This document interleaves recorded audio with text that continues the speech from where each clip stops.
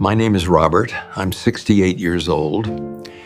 I spent 40 years trying to control everything.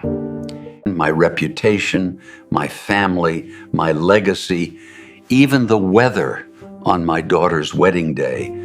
I fought reality like it was my job. It destroyed me. I became a partner at Miller & Associates at 32, youngest in firm history. I worked 90-hour weeks, not because I loved law, but because I needed everyone to know I was important. My wife Sarah begged me to come home for dinner. "The kids are growing up, Rob," I'd reply. "I'm building their future." What I was really building was a prison of expectations. Here's what nobody tells you about success. The more you achieve, the more you believe you can control.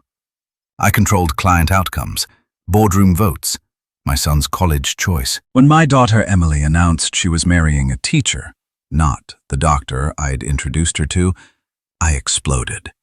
"You're throwing away your potential," I said. She married him anyway. I didn't attend. That was 8 years ago. 3 years ago, my wife collapsed during grocery shopping. Aortic aneurysm. I was in a deposition. She died before I got there.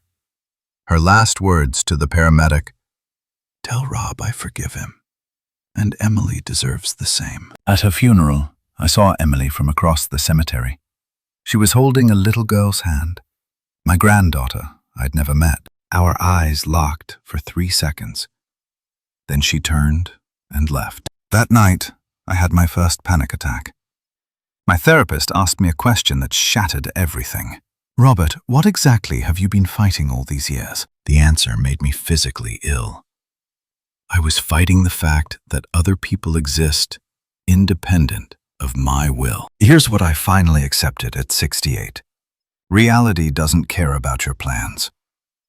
You can accept it or exhaust yourself fighting it, but it will never bend to your ego. The Stoics wrote, "You have power over your mind, not outside events."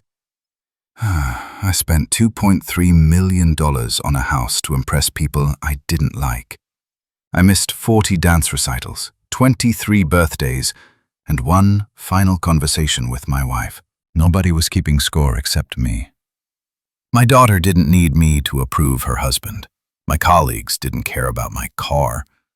My grandchildren don't know my name. Last month, I wrote Emily another letter. Not explaining, not advising, just, "I was wrong. I'm sorry. If you ever want to talk, I'm here." She hasn't responded. And here's what acceptance actually looks like. I'm okay with that. Last week, I started volunteering at a legal aid clinic. Pro bono work for people who can't afford lawyers. This is acceptance. Not giving up, not being passive, but recognizing that you can't fight gravity, mortality, or other people's autonomy. Reality won. It always does.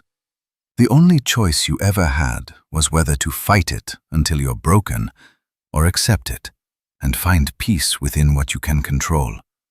I learned this at 68. Don't waste yours.